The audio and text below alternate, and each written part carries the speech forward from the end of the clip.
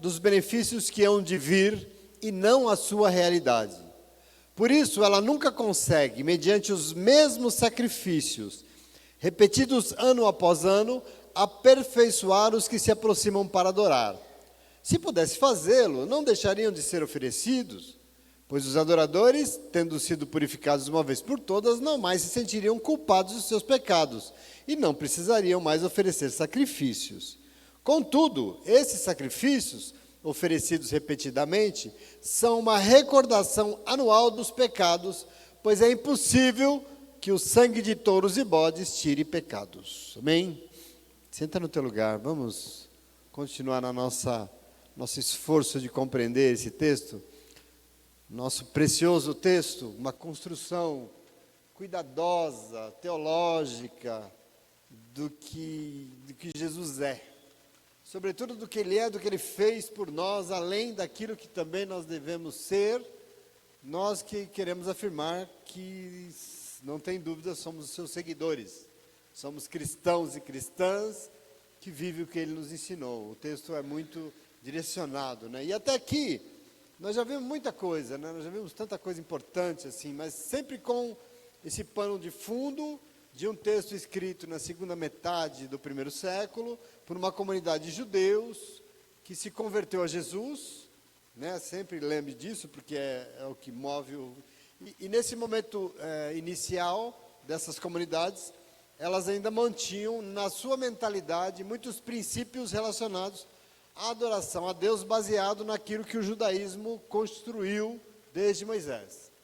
Toda a religião judaica, toda a sua lógica, imagina um povo que seguia a lei, que seguiam as leis de Moisés e de repente se converte, aceita que Jesus é o Messias prometido no Antigo Testamento. É desse povo que nós estamos falando. Era uma comunidade, por exemplo, que entendia Deus e a relação de Deus com as pessoas, intermediada pela antiga aliança, pelas antigas tradições. E é exatamente isso que o nosso texto desconstrói. Ele tenta mostrar que a coisa é diferente, é nova. E nós já passamos por muitas dessas desconstruções, né, nesses 9 capítulos, como, por exemplo, a relação com Deus baseada no templo, a relação com Deus baseada nos sacerdotes. Na nossa última leitura, nós pensamos e refletimos um tanto sobre a questão dos sacrifícios que o povo oferecia no templo para alcançar o perdão de Deus. Nós falamos isso no nosso último encontro. A antiga lógica sacrificial do judaísmo era baseada na premissa de que todos pecavam, iam no templo levar um sacrifício, que o sacerdote, que na verdade era o intercessor junto a Deus, oferecia aquele sacrifício para possibilitar o perdão dos pecados das pessoas. Essa lógica sacrificial da religião judaica. Cumprida essa cerimônia, a pessoa voltava para casa e tinha um ano inteiro para pecar de novo. Um ano inteiro para pecar novamente, para depois voltar no templo com outro sacrifício. Ou seja, aqui tem uma relação com Deus baseada em coisas exteriores, uma relação baseada no cumprimento cego de uma lei, porque tudo isso eles faziam porque a lei mandava, mas era uma lei sem a contextualização, era uma coisa meio cega. É isso que a gente chama de legalismo, é cumprir o que está escrito à risca, sem contextualizar, sem contemporizar. Então esse legalismo de obrigações rituais, ritualísticas, né? Sem, contudo, que o coração das pessoas se rendesse de verdade à vontade de Deus ou daquilo que Deus esperava. Aqui está o problema que o texto enfrenta. Não é a oferta de um sacrifício que Deus esperava, mas a Bíblia é clara, um arrependimento sincero de quem realmente se converte a Deus. Essa diferença da religiosidade que o texto está enfrentando. E é interessante que por mais que essa relação legalista, baseada em coisas exteriores, parece um negócio falso, né? É um negócio fingido. Jesus vai falar uma coisa interpretada diante de Deus. As pessoas fazem algo para Deus, mas não na verdade do seu coração, mas porque a religião mandava, a lei mandava, uma lei que estava do lado de fora. E por incrível que pareça, isso não é muito estranho até os dias de hoje. As religiões fazem isso até hoje. É impressionante como a gente não entende Jesus Cristo, né? Sei lá, Algo que é muito claro, que nós lemos aqui no texto de Hebreus até hoje, é como Deus não, para Deus não adianta muito discurso, para Deus não adianta muita conversa, para Deus não adianta trazer justificativas, afinal, Deus sabe de todas as coisas. Ele é Deus, inclusive, sob a intenção do nosso coração quando nós fazemos algo para Ele. Deus é Deus. E assim nós podemos até fazer e dizer, nós fazemos por Ele. Pode não for da boca para fora, mas se dentro de nós não for realmente para Deus, se não for sinceridade do nosso coração, não adianta, porque Deus não recebe. E é importante a gente entender. Então, essa religiosidade baseada no pecar, ir para a igreja fazer campanha de oração, voltar para casa, para continuar a ser exatamente o mesmo ser humano que sempre foi, e depois as mesmas manias, as mesmas obstinações, uma religião de pessoas que acham que pode, talvez isso seja enganar Deus, não sei. Aquilo que o apóstolo Paulo fala na carta aos Gálatas, ele fala que não se engane de Deus, Deus ninguém engana. Aquilo que você semeou, você vai colher. Quer dizer, talvez seja essa coisa de talvez estar querendo passar um pano, mas aí continuar pecando, volta para a igreja para ir no culto da fogueira santa, volta para casa para ser o que sempre foi, vai para a igreja os 12 cultos de não sei o que mais. Esse tipo de religião não cabe, não interessa para o Senhor, porque para Deus, o que nós fazemos diante dele tem que ser algo definitivo. O negócio é sério. Nós temos que ser homens e mulheres de palavra. Não pode ser parcial. Para Deus nunca é temporário, não é inacabado. Religião não pode ser um step para pecador quando o pneu dele fura. Fiz besteira, vou para a igreja orar para ver se Deus me perdoa. Isso não é religião. Deus não espera isso de nós. Religião existe para retirar o ser humano do pecado. E foi isso, e aliás, isso só Jesus Cristo pode fazer. Para isso existe religião. Nos aproximar de Deus, para que nós abandonemos o que nós éramos, para que nós possamos nascer de novo. O nome disso é Jesus Cristo. Essa religião legalista, que o texto vai dizer, que oferece sacrifício repetidas vezes, que entra na presença de Deus várias vezes com a mesma intercessão, não é uma religião que coloca as pessoas no caminho santíssimo, né? Lembra que falou isso na outra quarta-feira? No caminho do santíssimo. Não tem vai e volta. Não pode ser um negócio instável, ou é ou não é. Apocalipse diz que Deus é sim, sim ou não, não. Não pode ser morno. Ou é quente ou é frio, resolve o que você quer. Então Deus é essa coisa que Ele espera de nós, porque o que for fora disso, esquece, não é de Deus, é procedência maligna, desculpa. Por isso no capítulo 10, e eu vou entrar neles, Hebreus vai trabalhar algo muito importante sobre aquilo que Cristo fez. Nesse capítulo ele vai trabalhar isso, quer dizer, Cristo fez o quê? Um sacrifício único, perfeito e definitivo, para que todos nós pudéssemos, se quisermos, nos colocar diante de Deus e sermos perdoados por Ele de uma vez por todas, definitivamente. E com isso, se não vai ser salvo, ou se vai ser salvo ou não, não depende de Deus, mas depende do nosso posicionamento diante dEle, porque Ele nos perdoa. Então quer dizer que eu posso fazer o que eu quiser que eu estou salvo? Não, aí depende do teu posicionamento diante de Deus. A parte dele é nos perdoar. E aí está a questão.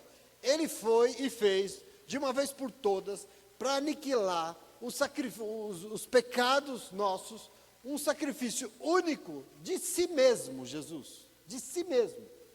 Isso nós vamos entender hoje. Nós não podemos querer crucificar Jesus novamente. Lembra no capítulo 9 que nós falamos? Nós não podemos querer crucificar Jesus. Que me desculpe o espiritismo, mas o texto diz, do capítulo 9, que ser humano só morre uma vez, não morre duas. O texto é claro isso. Não morre por volta. A lei não dá conta disso. Por isso uma aliança com Deus, baseada em uma lei para obedecer de forma cega, um legalismo, não dá conta. Portanto, nós não obedecemos um conjunto de leis, nós obedecemos uma pessoa. Hebreus vai dizer isso. Olha o que nós lemos. Por isso a lei nunca consegue, com os mesmos sacrifícios repetidos ano após ano, aperfeiçoar alguém para estar diante de Deus. Se pudesse fazê-lo, não deixariam de ser oferecidos. Os adoradores de verdade, tendo sido purificados uma vez por todas, não sentiriam culpados dos seus pecados, não precisariam de sacrifício de novo. É impossível que o sangue de touros e bodes tire o pecado. A lei não consegue, ela não dá conta. O legalismo. Obviamente, uma religião que obriga as pessoas a obedecer uma doutrina legal, um conjunto de leis, dizendo que com isso nós vamos estar aptos para estar na presença daquele que é santo, está nos vendendo gato por lebre. Não sei se é bem assim que funciona. Por exemplo, tem doutrina, eu queria dizer para vocês que eu respeito todas as doutrinas. Eu falo não porque eu desrespeito, não é isso. A gente tem que considerar, cada pessoa tem a sua forma de compreender, tem que respeitar. Mas, por exemplo, uma doutrina que diz que a Santa Ceia, para ser permitida, tem que se cumprir determinados requisitos legais, eu não sei se é isso que Deus está querendo olhar. Entende o que eu quero dizer? Você não é batizado, você não é casado, por exemplo, você não pode estar em comunhão com o corpo de Cristo. Isso é um direcionamento legal da igreja. Mas será que é o coração de Deus nesse sentido? Eu acho que respeitando os requisitos alheios, tudo bem. Eu acho que o que adianta todas essas leis se o coração não testemunha o Senhor? O que adianta ser um seguidor da lei à risca? Eu não bato, eu não mato, eu não roubo, eu não adultero, blá, blá, blá, blá, mas o coração é desviado daquilo que o Senhor espera. O que adianta? Nós precisamos entender. Então veja, segundo Hebreus, aquilo que Jesus fez na cruz, o derramar do seu sangue, nos purificou de uma vez por todas. Quem? Todo mundo? Não. Somente os adoradores de verdade. Entenda isso. Importa que os adoradores o adorem em espírito e em verdade. Isso foi Jesus que ensinou. Não tem lugar, lembra? É aqui, nesse monte, ou é lá em Jerusalém? Não tem lugar para adorar. Não tem templo, não tem lei, não tem nada. Tem que adorar Ele em verdade. Não tem religião. É um coração verdadeiro. Óbvio que se a religião não te apresenta Jesus Cristo, ela não serve. A religião que serve é aquela que te coloca diante de Jesus Cristo. Mas depois que te colocou lá, não adianta te dar um livro de regra para você seguir. Tem que transformar o teu coração para você ser um verdadeiro adorador. Essa é a questão do texto de Hebreus. Amém? Então veja o verso 5. Ele vai dizer, por isso quando Cristo veio ao mundo disse, sacrifício e oferta não quisestes, mas um corpo me preparaste. De holocaustos e ofertas pelo pecado não te agradaste. Então eu disse, aqui estou, no livro está escrito a meu respeito, vim para fazer a tua vontade, ó Deus. Veja, ele está voltando aqui ao Salmo 40, esse texto é do Salmo 40. Ele está usando de novo, como no Antigo Testamento já revelava sobre o que o Messias faria, sobre o que Jesus faria. Salmo 40. Veja o verso 8. Ele explica. Primeiro ele disse, ele o Messias, ele Jesus, primeiro ele disse, sacrifícios, ofertas, holocaustos e ofertas pelo pecado, tu não quisestes, nem dele te agradastes. Está falando com Deus. Uma oração de Jesus, do Messias a Deus. O Salmo 40 diz que o Messias declarou ao Pai que sabia que Deus não queria sacrifícios, nem ofertas, nem holocaustos, nem ofertas pelo pecado. Nada disso agradava a Deus. Está escrito lá, não sou eu que estou dizendo. E isso eram ofertas previstas aonde? Na lei de Moisés. Por que as pessoas faziam? Porque a lei mandava. Deus não quer essa relação baseada em sacrifícios exteriores. Por isso, ele diz, um corpo me preparaste. Imagina Jesus falando, por isso um corpo me preparaste. O sacrifício que agrada não é de animais, nada fora, mas é o próprio corpo. E por isso Jesus Cristo ofereceu o seu corpo. E todos nós que queremos nos aproximar de Deus, nesse lugar santíssimo, e sermos aceitos por Ele, precisamos fazer a mesma coisa. O quê? Tomar a nossa própria cruz, negar a nós mesmos, renunciar à nossa vontade e segui-lo. Renunciar à nossa vontade para fazer a vontade de Deus. O sacrifício que importa a Deus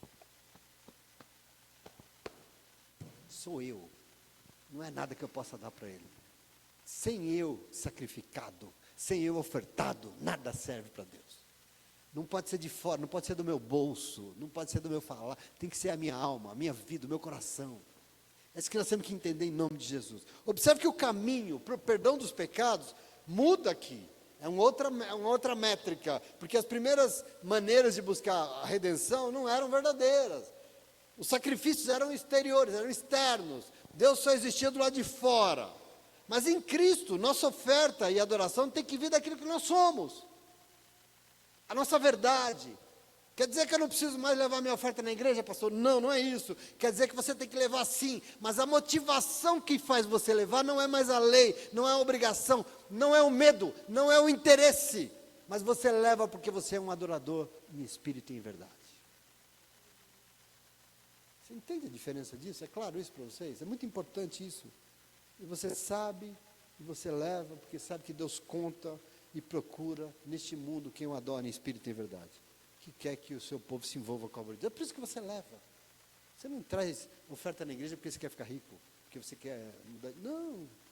O que importa é que para Deus não é a tua oferta, é o teu coração. Por isso Jesus diz, se você tem algo para ofertar diante de Deus e tem um problema na tua vida, uma rixa, uma briga com o teu irmão, vai lá, se conserta primeiro, acerta a tua vida primeiro, depois traga aqui a tua oferta, porque senão Deus não recebe. Percebe isso? Tem que vir da nossa intenção, do nosso coração, amém? E aí no verso 9 ele vai dizer, então acrescentou, aqui estou, vim para fazer a tua vontade. Ele cancela o primeiro para estabelecer o segundo. Pelo cumprimento dessa vontade fomos santificados, por meio do sacrifício do corpo de Jesus Cristo, oferecido de uma vez por todas. Ou seja, Cristo fez um sacrifício único, verdadeiro, definitivo por nós. E nele, a antiga forma de buscar a presença de Deus baseada em coisas exteriores, deixou de existir. Não precisa mais, acabou. Essa religião baseada em sacrifícios. Observa que Cristo aqui não estava abolindo a lei, não, ele não estava abolindo a oferta, ele está, na verdade, cumprindo aquilo na plenitude daquilo que Deus esperava. Não é só fazer oferta, não é só dançar, não, é ser inteiro, verdadeiro, é ser povo de Deus. Por isso que Jesus, eu não vim para abolir a lei, eu vim para cumprir ela como ela tem que ser feita. Aqui está a diferença. Jesus disse, eu estou aqui, presta atenção, eu estou aqui, vim para fazer a tua vontade, Pai. Olha isso que extraordinário. E todos nós que queremos o perdão de Deus, todos nós que contamos com isso, que queremos nos relacionar com o Senhor, e que quer que o Senhor nos receba, nós também temos que dizer ao Senhor. Essa fala tem que ser a fala da nossa vida. Qual? Eis-nos aqui, Deus. Estamos aqui para quê? Para fazer a tua vontade. Isso é muito lindo, isso é muito importante, meu irmão. Essa é a declaração de Jesus no Getsemane, sim ou não? Quando ele ia ofertar o seu corpo, quando ele ia ofertar a si mesmo na cruz, ele diz o quê? Por mim mesmo, passe de mim esse cálice. Por mim mesmo, passe de mim esse cálice de sofrimento, essa dor toda. Entretanto, eu estou aqui para fazer a tua vontade, Pai, não a minha. Essa é a oração dele. Então, meu irmão, minha irmã, veja, quão grandiosa no mundo espiritual é essa afirmação que Jesus nos ensina. Que maravilhoso que é isso. É uma coisa, dizer para Deus o que é que nós estamos fazendo aqui na presença dEle. O que é que nós estamos fazendo hoje aqui na presença dEle? Nós estamos aqui para fazer a tua vontade, Deus, e não a nossa. Aqui está o segredo de uma vida com Deus. Aqui está o segredo de Jesus Cristo. E nós temos que tomar posse disso em nome de Jesus. Nós estamos aqui para buscar, em primeiro lugar, os interesses de Deus e não os nossos. Eu queria dizer para você, esse é o tipo de fala que escancara o céu em teu favor. Abre o céu em teu favor. Esse é o reconhecimento.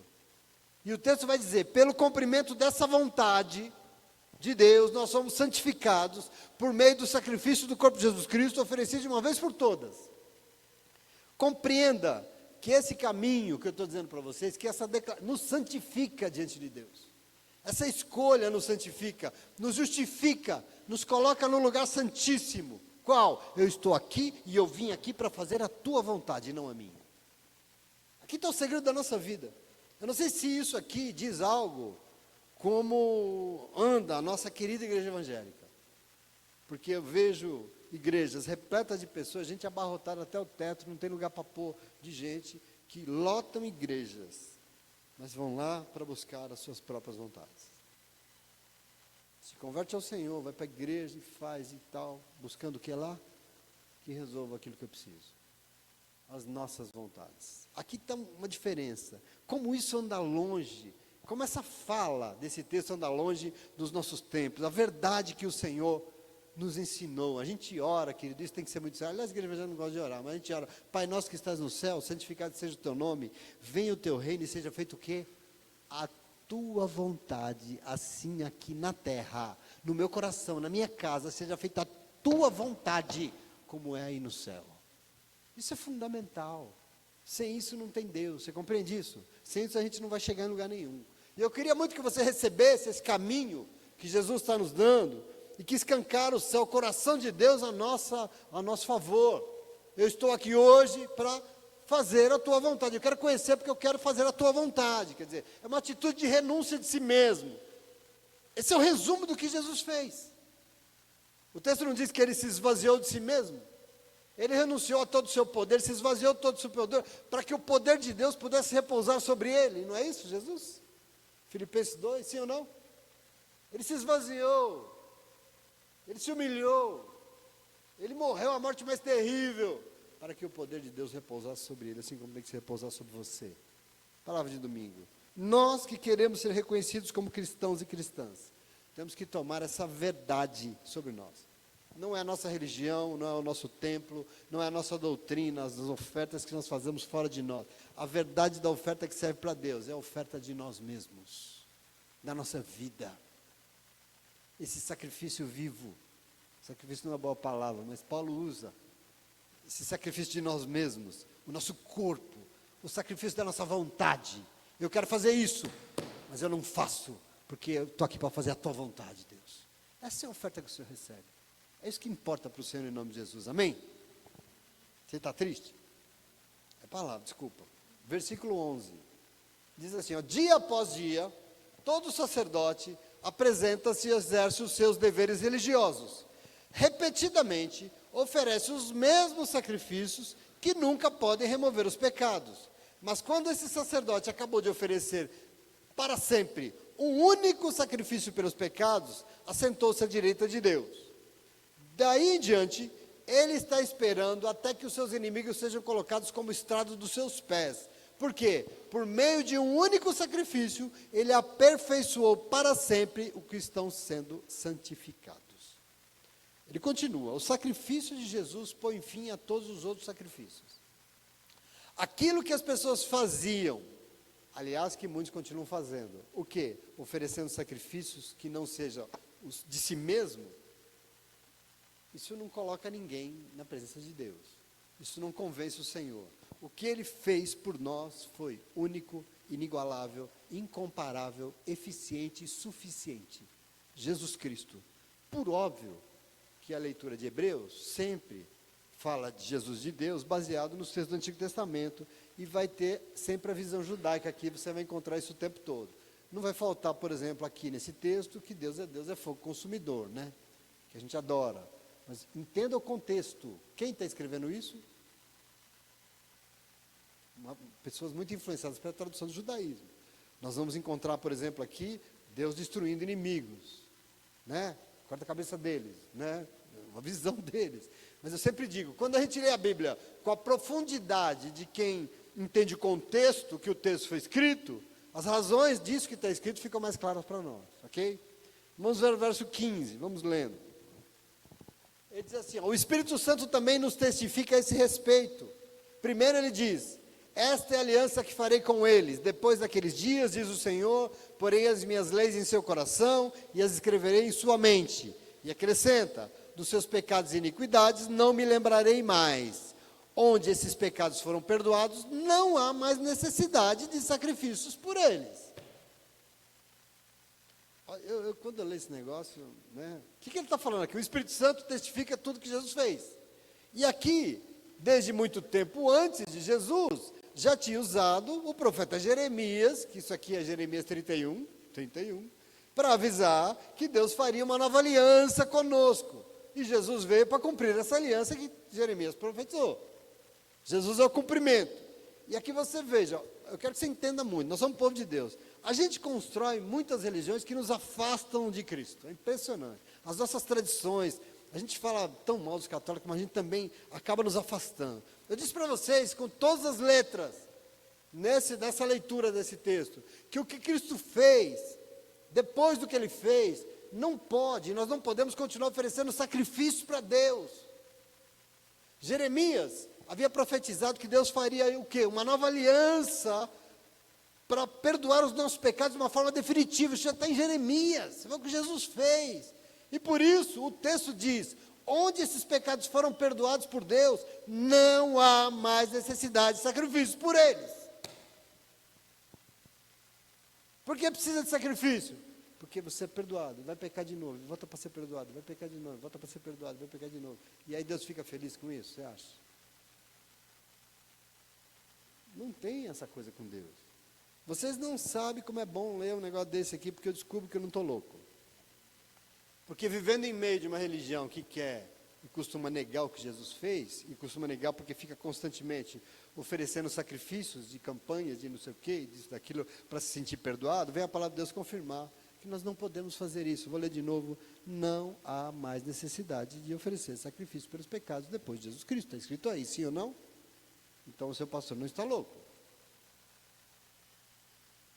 Verso 19.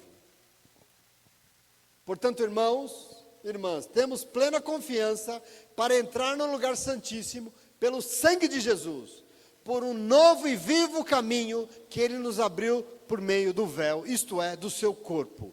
Temos, pois, um grande sacerdote sobre a casa de Deus. Assim, aproximemo-nos de Deus com um coração sincero, com a plena convicção de fé, tendo os corações aspergidos para nos purificar de uma consciência culpada e os nossos corpos lavados com água pura.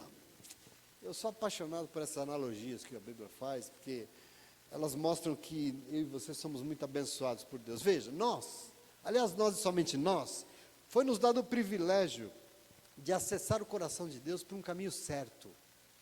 Você não dá conta como você é privilegiado de ter tomado a decisão. O antigo caminho dessa religiosidade, esse caminho de ritual, de interpretação legalista, isso está errado. E hoje nós sabemos disso. Nós sabemos que a Bíblia diz, está errado. Esse povo, lendo a Bíblia de forma literal, me desculpa, mas eles estão equivocados. Não existe essa literalidade na palavra de Deus. Existe um Deus que é espírito, que renova, que interpreta, que quer trazer vida, que não quer usar uma lei para matar ninguém, para tirar as pessoas da igreja através de um legalismo, de um julgamento pesado. E nós temos que compreender isso. As pessoas, desculpa, eu quero que você receba isso. Isso somos nós, eu e você.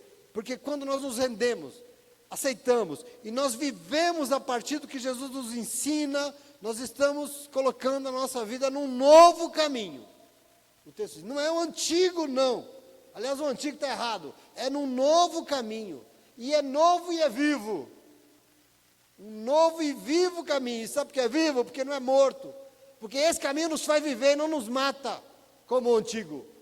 O legalismo mata, a lei mata, a letra mata, mas o Espírito vivifica. É um novo caminho que nos faz viver, e esse novo e vivo caminho nos leva direto para Deus, nos leva direto para o céu. Você é privilegiado demais. Esse novo e vivo caminho nos faz entrar no lugar santíssimo na presença dele, que é o Santo dos Santos. Jesus Cristo, uma honra. O caminho nos foi dado pelo sangue de Jesus, que foi derramado em nosso favor, porque Ele abriu esse caminho por meio do véu. Olha que analogia legal. Por meio do véu, que na verdade foi o seu corpo. O texto diz isso, né? Ele abriu esse caminho através do véu, que é o seu corpo.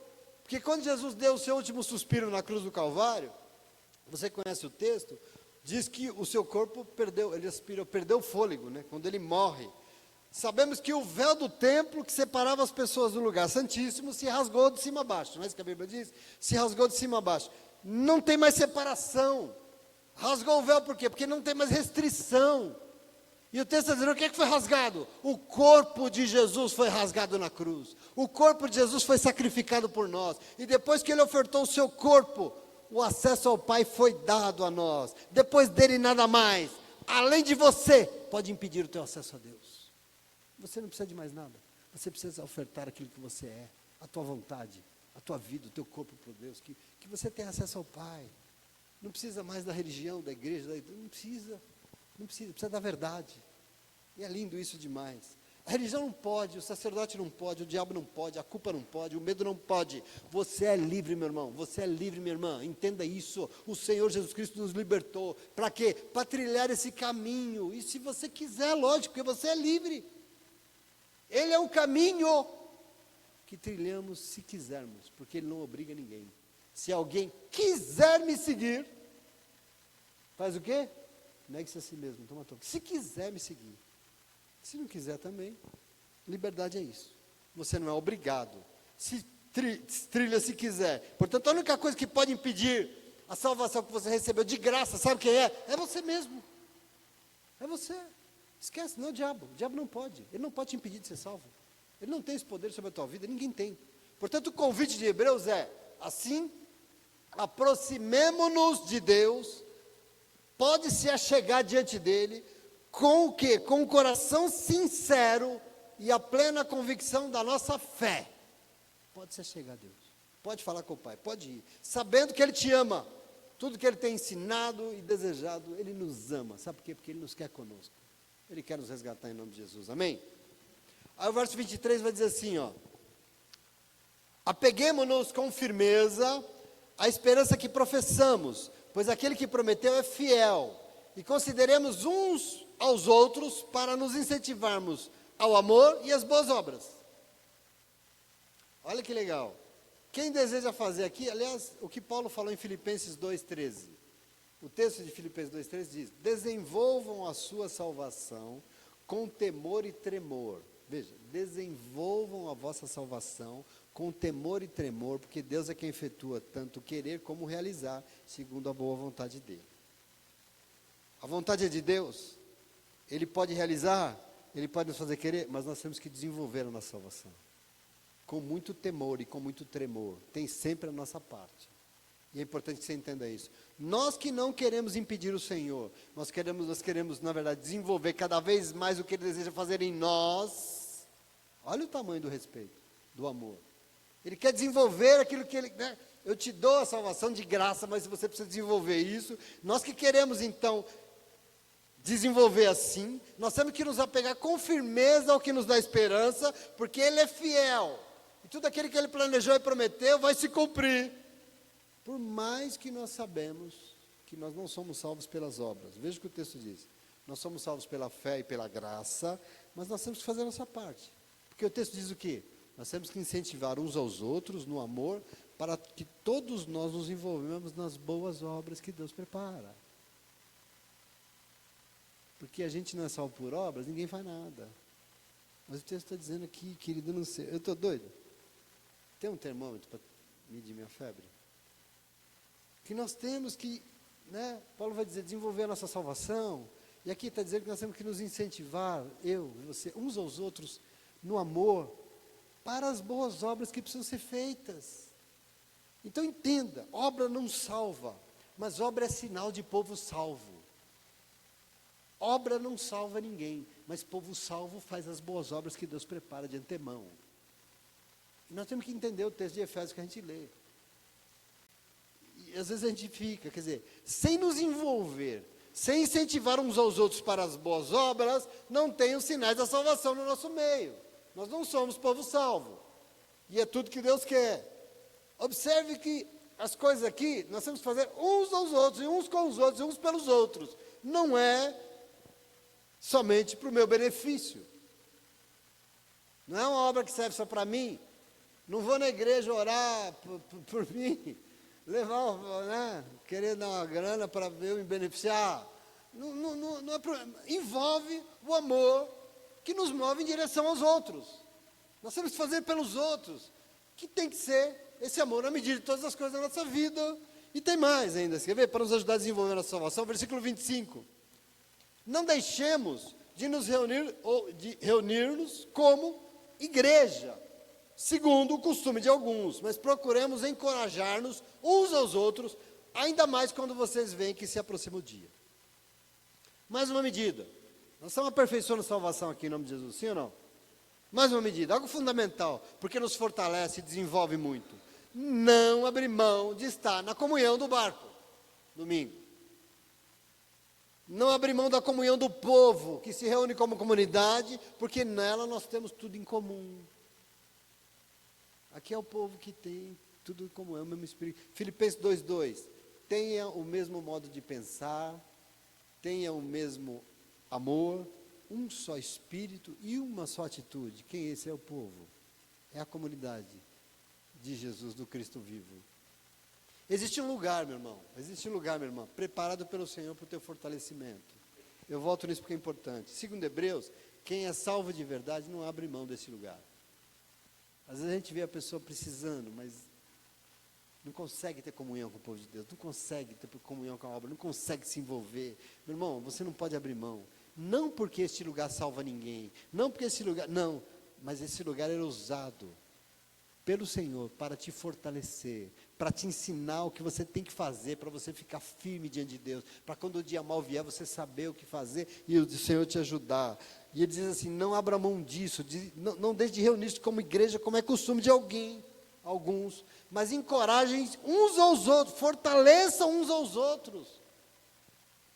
O apóstolo Paulo fala no momento, dê suporte uns para os outros.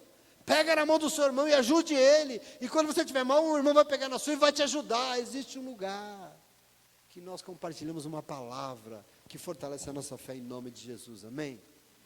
E no verso 26 ele vai dizer, se continuarmos a pecar deliberadamente, depois que recebemos o conhecimento da verdade, já não tem sacrifício pelos pecados, mas tão somente uma terrível expectativa de juízo e de um fogo consumidor que nos consumirá e consumirá os inimigos de Deus, né? Um fogo intenso, consumidor. Depois que nós recebemos tudo que nós recebemos, depois que Jesus fez tudo que Ele fez, depois que nós aprendemos tudo que nós aprendemos, depois que nós sabemos tudo que nós sabemos, não dá para ser o que era mais, não dá. Às vezes a gente fala assim, essa pessoa precisa se entregar a Deus de verdade, ela não se entregou ainda, né? Ela não se jogou nos braços de Deus, porque Deus já veio, já mostrou, já revelou, já falou, já tocou, ela já esperneou, ela já tremeu, ela já sentiu, ela já viu, e fica aí com ressalvas, com discurso, e depois que viu tudo, depois que conheceu, não dá, depois que a verdade alcançou, desculpa quem não pensa assim, não dá para continuar a ser o que era, porque é isso aqui que ele está chamando de inimigo, tá bom? Verso 28. Quem rejeitava a lei de Moisés morria sem misericórdia pelo depoimento de 2 ou 3 testemunhas. Qual mais severo castigo, julgam vocês, merece aquele que pisou os pés, o Filho de Deus, profanou o sangue da aliança pelo qual ele foi santificado, insultou o Espírito da graça? Pois conhecemos aquele que disse, a mim pertence a vingança, eu retribuirei, e outra vez o Senhor julgará o seu povo. Terrível coisa é cair nas mãos do Deus vivo. Quando você lê isso, você fica vendo. Pensa no Deus que você está lendo aqui quando você lê isso. Eita, velho bravo, né? Esse peso da relação com Deus.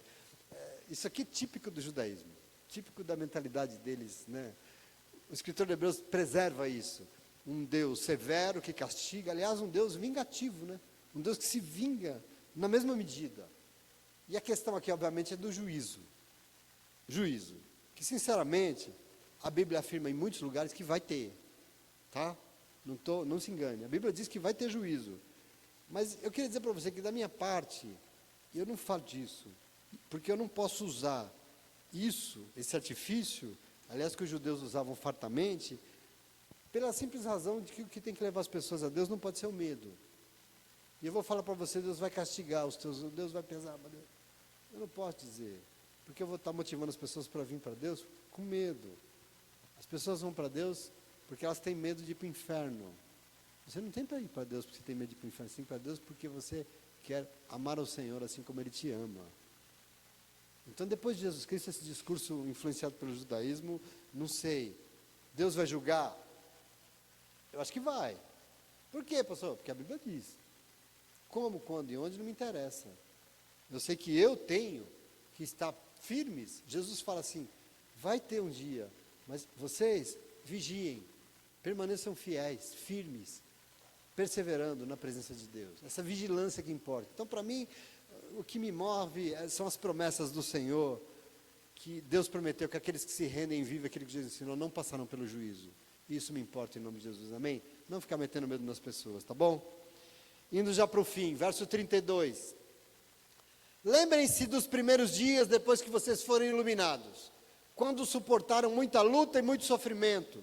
Algumas vezes vocês foram expostos a insultos e tribulações. Em outras ocasiões fizeram-se solidários com os que assim foram tratados. Vocês se compadeceram dos que estavam na prisão, aceitaram alegremente o confisco dos seus próprios bens, pois sabiam que possuíam bens superiores e permanentes. Por isso não abram mão da confiança que vocês têm, ela será ricamente recompensada, né? Aparentemente, quando essa igreja se formou, no início aqui, teve muitas perseguições, as mesmas perseguições que os cristãos enfrentaram no primeiro século. Eles não ficaram, a quem diz, muita luta, sofrimento, muitos insultos, tribulações, mas prevaleceu a solidariedade uns com os outros. Os que estavam sofrendo, vocês acolheram. Essa solidariedade importante. Alguns foram presos, teve até confisco dos seus bens. Isso tudo coisa que aconteceu, né? Mas vocês não se apegaram a nada disso, porque vocês sabiam que toda essa perseguição traria uma recompensa de Deus, aquele Deus que chamou vocês, né? E aí no verso 36 ele vai dizer: vocês precisam perseverar, de modo que quando tiverem feito a vontade de Deus, recebam o que Ele prometeu, pois em breve, muito em breve, aquele que vem virá e não demorará, mas o meu justo viverá pela fé, e se retroceder não me agradarei dele. Nós, porém, não somos dos que retrocedem e são destruídos, mas dos que creem e são salvos. Aqui está um hino que tem que nos mover o nosso coração, desse Deus que deseja. Eu não sei se tem povo salvo aqui nessa noite. Tem povo salvo aqui? Tem povo salvo aqui? Independente da situação, meu irmão, minha irmã, presta atenção, eu termino. Aqueles que se apegam firmemente ao chamado que receberam de Cristo Jesus, aqueles que buscam adorar o Senhor em espírito e em verdade, não é adorar por uma religião, não é adorar por uma lei, por uma doutrina, mas é com um coração verdadeiro. Esse que busca isso, aqueles que têm fé, e por isso se mantêm firmes naquilo que o Senhor chamou, testemunhando Jesus Cristo nesse tempo, esses e essas sabem que a salvação é uma realidade na sua vida. Nós não somos salvos pelas doutrinas das nossas religiões, nós somos salvos pela verdade do nosso coração. Porque o que Deus recebe é isso em nome de Jesus. Amém? Então, diante de Deus, o que vale é isso, o que importa é isso.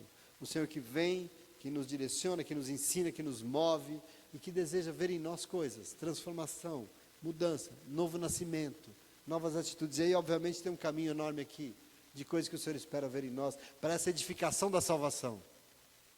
Então, uma vez salvos para frente, para sempre? Não sei. Se Paulo diz que nós temos que perseverar e aperfeiçoar a nossa salvação, não sei. Hebreus vai dizer que não, que pode perder a salvação. Mas ele ensina que nós não podemos ser daqueles que olham para trás, que retrocedem. Nós somos daqueles que permanecem firmes e seremos salvos. Somos os que não retrocedem, mas os que creem e são salvos em nome de Jesus. Nós perseveramos e cremos no quê? Nas leis que nos... Não. No legalismo? Não. Nós cremos e permanecemos nas promessas daquele que por nós se deu e que nos chama a nos doar, a dar a nossa vida por Ele, em nome de Jesus. Amém? Vocês entenderam? Capítulo 10, ele explica sacrifícios, qual é o verdadeiro sacrifício que importa e qual é o verdadeiro caminho da salvação para mim e para você, em nome de Jesus. Amém? Que você possa ter recebido isso, que você possa ler isso novamente na tua casa, para edificação daquilo que o Senhor espera de você, em nome de Jesus.